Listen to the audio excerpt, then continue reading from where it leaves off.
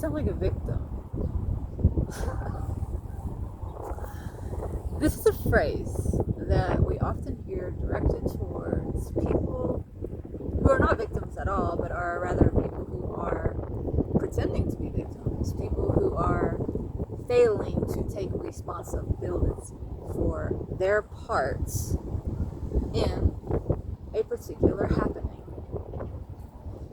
So when we direct such a phrase, "you sound like a victim," in an accusatory tone towards a person who is actually just an irresponsible person, what we are doing is we are conflating victimhood with irresponsibility.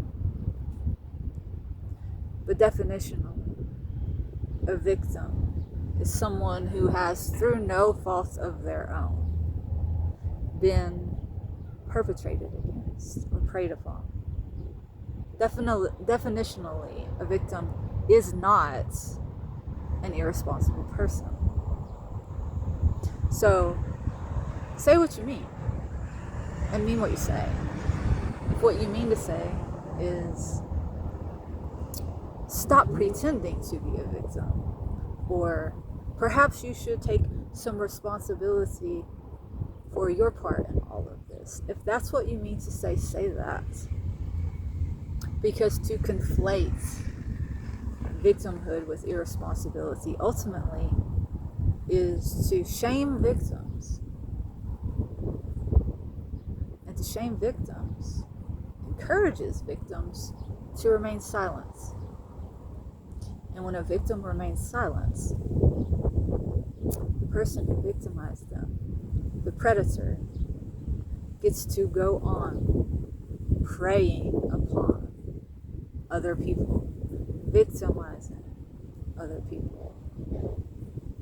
So in reality, a true victim who speaks up about having been victimized, knowing that they might be shamed for it, because in this culture, that's what happens a lot of the time. A victim who, despite that, musters up the courage to speak out, that person is a hero. Because that person is thinking about people other than themselves. They are thinking about the other people that might possibly be perpetrated against, who might be preyed upon by the person who preyed upon them.